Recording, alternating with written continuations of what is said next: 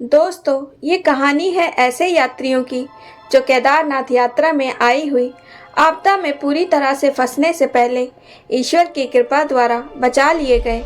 रुद्रप्रयाग को पीछे छूटे बहुत देर हो चुकी थी। केदारनाथ की ओर हिमालय की ऊंची नीची पहाड़ियों की हरियाली और मनोरम घाटियां, सर्पाकार मार्ग की सुंदरता और आसमान में घिर आए बादलों को निहारने में किसी की भी रुचि नहीं थी। गाड़ी में सभी ऊँग रहे थे। केवल ड्राइवर अनिल स्टीयरिंग थामे रुक रुक कर होती बूंदाबांदी से गीले पहाड़ के बल खाते रास्तों पर आंखों में भरी नींद लिए पेट में दौड़ते चूहों से जूझ रहा था। उसके लिए ये यात्रा टूरिस्ट सीजन में कमाई का जरिया थी, इससे अधिक कुछ नहीं। अनिल ऋषिकेश का निवासी था और दिहाड़ी पर ड्राइविंग करता था। दिल्ली से बद्री केदारनाथ घूमने जा रहे इस 9 सदस्यीय परिवार के मुखिया सौरभ ने उसे 4 दिन के लिए गाड़ी चलाने के लिए रखा था। अचानक एक मोड़ पार करते ही इनोवा फिर से रुक गई। आगे की सीट पर ऊँघते सौरभ की गोद में चैन से सोई 3 साल की डॉली ने डैशबोर्ड से सर टकराते ही कोहराम मचा दिया। हड़बड़ा कर जागी साधना ने सौरभ और अनिल से डॉली के रोने का कारण पूछा। क्या हुआ, क्या हुआ? खुद सौरभ को भी कुछ मालूम नहीं था। रोती हुई डॉली को वह कार से लेकर नीचे उतरा तो मोड़ के आगे का नज़ारा देखकर तो वो दंग ही रह गया। जहां तक नजर जा रही थी, दूर दूर तक तरह तरह के वाहनों की लंबी लाइन लगी हुई थी। बारिश की बूंदों से बचने के लिए वो फिर से गाड़ी के अंदर जाकर बैठ गया। बहुत लंबा जाम लगा है, लगता है 1-1.5 घंटे से पहले नहीं खुलेगा, सौरभ ने बताया तो कार के अंदर बैठे सभी लोग बेचैन हो गए। अपने 9 सदस्यीय परिवार के साथ सौरभ पहली बार केदारनाथ की यात्रा पर आया था। उसके साथ उसके 70 वर्ष सरकारी सेवानिवृत्त पिता मोहनलाल जी, पत्नी साधना, बेटी डोली के अलावा और साधना की मां कमला जी, सौरभ की 40 वर्ष छोटी बहन माधुरी और उसकी 2 बेटियां 17 साल की अंशिका और 15 साल की विधि कल सुबह ही दिल्ली से चले थे। ऋषिकेश से सौरभ ने एक ट्रैवल एजेंसी से ड्राइवर ले लिया था क्योंकि उसे पहाड़ी रास्तों का बहुत अधिक अनुभव नहीं था। जब 1 घंटे बाद जाम खुला तो पता चला कुछ दूर आगे सड़क के अगले मोड़ पर बहुत बड़ा पत्थर गिरा है। सड़क सक्रिय होने के कारण गाड़ियों का आना जाना जैसे रेंगते हुए हो पा रहा था। यहाँ की सड़कें पहाड़ों को काट कर बनाई गई है, सक्रिय और घुमावदार, और इन सड़कों की चौड़ाई कम होती है।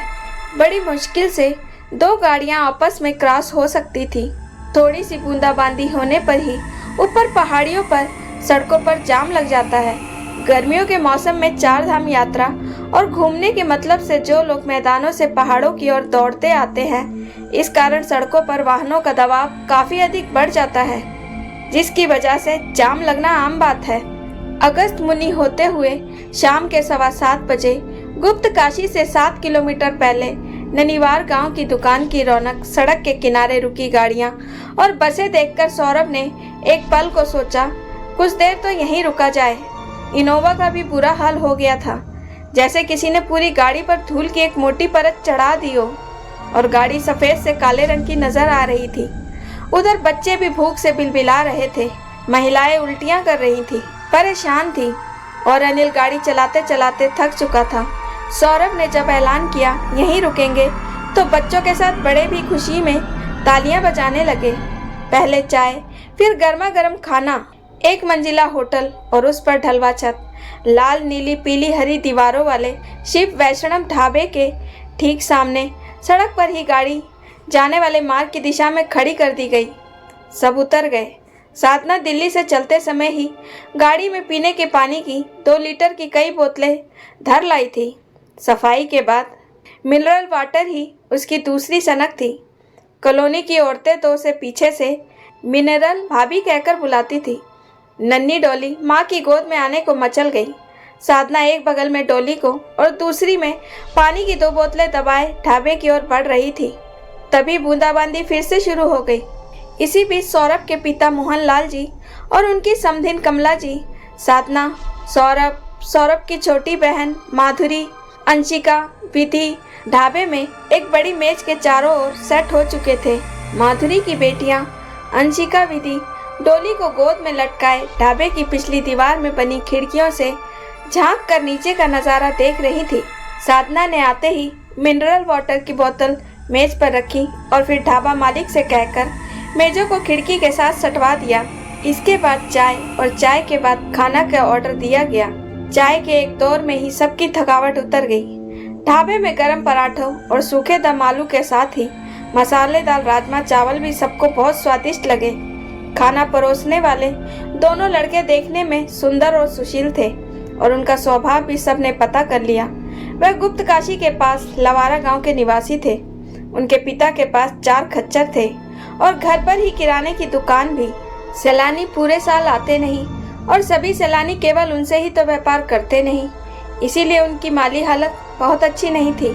इंसान कहीं भी रहता हो, कुछ भी करता हो, प्रेम की भाषा ही सबको पसंद आती है। दोनों लड़के अपनी हम उम्र अंशिका और विधि को देखकर शर्मा रहे थे। दिल्ली के तेज रफ्तार बिंदास जीवन को जीने वाली दोनों लड़कियां उनके इस आकर्षण को समझते हुए खिलखिलाए जा रही थी। यह देखकर साधना का पारा 7वें आसमान पर चढ़ गया और वैसे भी उसे सौरभ की बहन और बच्चे पसंद नहीं थे। जोर से चिल्लाई, क्या खीखी टीटी लगा रखी है, कुछ शर्म है या बेच खाई। इतने में विधि बोली, मामी वह तो हमने ऋषिकेश में ही बेच दी, उसके पैसे भी तो आपके पर्स में रखवाए थे, याद नहीं है आपको। विधि ने कुछ इस तरह से साधना को जवाब दिया कि सौरभ समेत सभी को वहां हंसी आ गई।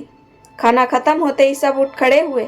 खाने का और चाय का बिल आया, कुल 450 रुपये। 500 रुपये ट्रे में रखते हुए सौरभ बोला, बाकी 50 रुपये हमारे नए दोस्तों के लिए। खूब सेवा की है आप दोनों ने। साधना ने भी धीरे स्वर में विरोध जताया। सौरभ से कहा, 10 रुपये दीजिए ना, 50 की क्या ज़रूरत है। मगर सौरभ साधना की बात सुन ही नहीं रहा था। वह तो ढाबा मालिक से बात कर रहा था। जैसे ही साधना और बाकी सब लोग काउंटर के पास तक आए, उसने उन लोगों की ओर पलट कर घोषणा की, हम लोग आज यहीं इस ढाबे के सामने वाले होटल में रुकेंगे। कल सुबह केदारनाथ की यात्रा शुरू होगी। तभी साधना ऐसे चिल्लाई जैसे आग लग गई हो, हमारी मिनरल वाटर की बोतल कहाँ गई। सौरभ बोला, तुम्हारी बगल में। साधना नाराज होकर बोली, यह नहीं, दूसरी वाली। इसके बाद दूसरी बोतल की तलाश में अगले 10-15 मिनट में साधना ने ढाबे का कोना कोना छान मारा, मगर बोतल कहीं नहीं मिली। चलाकर उसने कहा, समझी, जब हम खाना खा रहे थे तब इन छोकरों ने ही सीलबंद बोतल खिसकाकर पार कर दी होगी और किसी दूसरे ग्राहक को बेच दी।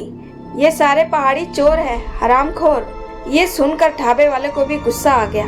फिर भी ऊंचे स्वर में बोला, मैडम जी, चोर किसे कहते हैं आप? पहाड़ी चोर होते हैं या आप लोग? आप सब टिहरी बांध से बिजली और गंगा यमुना से पानी और सरहदों पर खपने वाले हमारे नौजवानों की जवानी के बूते जिंदा हैं। पहाड़ी लोग पूरी दुनिया में अपनी गरीबी से ज्यादा बहादुरी और ईमानदारी के लिए मशहूर है। हम चुराएंगे आपकी बोतल। सौरभ ने तकरार खत्म करने के लिए पूरी ताकत से साधना को फटकारा। विनोबा में 10 और बोतलें हैं, जितनी चाहे और खरीद लेना, मगर यहाँ नीचपना मत दिखाओ। ये लोग क्यों चोरी करेंगे? जब हम लोग तुम्हारे कहने पर खाने की मेज सरका रहे थे तब मुझे लगता है कि कोई चीज़ नीचे गिरी, मैं देख नहीं पाया। नीचे झाड़ियाँ और अंधेरा था, हो सकता है बोतल वहीं गिरी हो। ढाबे के मालिक के पैर में कुछ खराबी थी। उसका नाम था केशव थापर। वह अपने गले से 100 रुपये का नोट निकाल लाया और धीमी आवाज़ में बोला, मैं अपनी गलती के लिए शर्मिंदा हूँ, क्योंकि गलती हमारी ही होगी। यह रुपया मुआवजा समझकर रख लीजिए। सौरभ भावुक हो उठा। उसने केशव थापर को गले लगाकर इतना ही कहा, मैं तुमसे उम्र में बड़ा हूँ, पर मैं अपनी पत्नी के व्यवहार से शर्मिंदा हूँ। रुपया वापस रख लो, आप मेरे छोटे भाई जैसे हो। माहौल तनावपूर्ण हो चुका था। सब लोग ढाबे से पैदल ही यात्री होटल तक चले गए। तीसरी मंजिल में उन्हें 3 कमरे बुक कर दिए। सुबह सूरज निकलने से पहले सभी लोग तैयार होकर बाहर निकल गए। वे लोग जल्दी से जल्दी गौरी कुंड पहुंचना चाहते थे, तो वहां काफ़ी लोग जमा थे। हंगामा मचा हुआ था। क्या बात हो गई? अनिल ने किसी से पूछा तो उसने बताया, कल रात मंदाकिनी और सरस्वती नदी में बाढ़ आ गई। गौरी कुंड और रामबाड़ा में बहुत नुकसान हुआ है, आप भी आगे मत जाइए। एक बूढ़ा आदमी उनसे बोला। सब लोगों को जैसे सांप सूंघ गया। बूंदाबांदी जारी थी। तभी ऊपर की ओर से भारी शोर शराबा और गर्जना की आवाज हुई। ऊपर नजर पड़ते ही सबके होश उड़ गए। मंदाकिनी नदी के उफनाए वेग के साथ भारी भारी पत्थर, पेड़ पौधे एक सैलाब की तरह तेज गति से बहते हुए चले आ रहे थे। साक्षात प्रलय आ गई हो जैसे। कोई कुछ समझ ही नहीं पाया। जिसको जिधर सूझा भागने लगा। भगदड़ सी मच गई। भागो भागो कहते हुए सौरभ डोली को उठाकर पिता और सास का हाथ खींचते हुए ऊपर की ओर भागा। सकरी घाटी बने पुल के ऊपर से गुजरता हुआ पानी सड़क तक पहुंच गया था। पानी का प्रचंड वेग इतना था कि बाजार पूरी तरह से नदी में खो गया और एक दूसरे का हाथ थामे सभी लोग ऊंचाई वाले स्थान की ओर भागने लगे। लेकिन ना जाने साधना किस चीज से उलझ गई और उसका हाथ छूट गया और बहुत तेजी से बहती चली गई। सौरभ और सभी लोग उसे देखते ही रह गए। इससे पहले कि वह कुछ कर पाता, साधना तेजी से बहते हुए बाजार के उस किनारे पहुंचकर आंखों से ओझल हो गई। रोने चिल्लाने के अलावा और कुछ नहीं था। सौरभ और उसके परिवार के पास जीती जागती साधना को एक ही क्षण में अपनी आंखों के सामने बह जाने दिया था उन्होंने, और उसको बचाने के लिए कुछ कर भी ना सके। डोली का रो रो के बुरा हाल हो गया था। तबाही का ये मंजर लगभग 3-4 घंटे तक चला। पानी कम होने की प्रतीक्षा में लोग पहाड़ी पर ही दुबके हुए थे। दोपहर लगभग 1 बजे जब पानी काफी कम हो गया तो पूरा बाजार कीचड़ से सना हुआ दिख रहा था। भयभीत लोग पहाड़ से धीरे धीरे नीचे उतरने लगे। सौरभ के साथ सभी लोग नीचे उतर आए तो देखा कि लोगों से घिरी हुई और कीचड़ से बुरी तरह लथपथ साधना लंगड़ाते हुए सामने से चली आ रही है। शिव वैष्णव ढाबे में काम करने वाले वही दोनों लड़के दोनों ओर से उसकी बाहें थामे हुए थे। करहाते हुए साधना ने बताया कि ढाबे का मालिक केशव ही उसे बचाने के लिए अपने दोनों नौकरों को लेकर पानी में कूद गया था और अभी वह वहां पहाड़ी के दूसरे छोर पर घायल पड़ा हुआ है।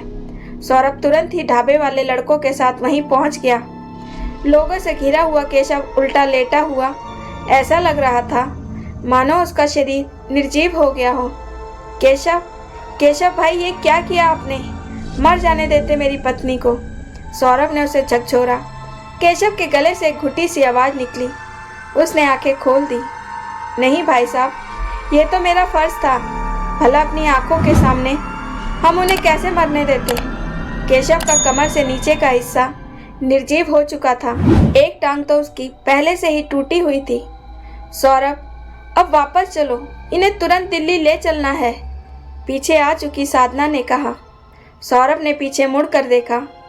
बात बात में लड़ने झगड़ने वाली और बात का पतंगड़ बनाने वाली साधना की तो आज जैसे काया पलट ही हो गई थी। उसकी आंखों में कृतज्ञता के आंसू थे। तो देखा दोस्तों, जाको राखे साइया, मार सके ना कोई, बाल न बाका कर सके जो जग बैरी होए। तो दोस्तों, आपको ये कहानी कैसी लगी? लाइक और कमेंट करके ज़रूर बताएं और चैनल को सब्सक्राइब करना बिल्कुल ना भूलें। मिलते हैं एक और नई कहानी के साथ। बहुत बहुत धन्यवाद। केदार बाबा की जय।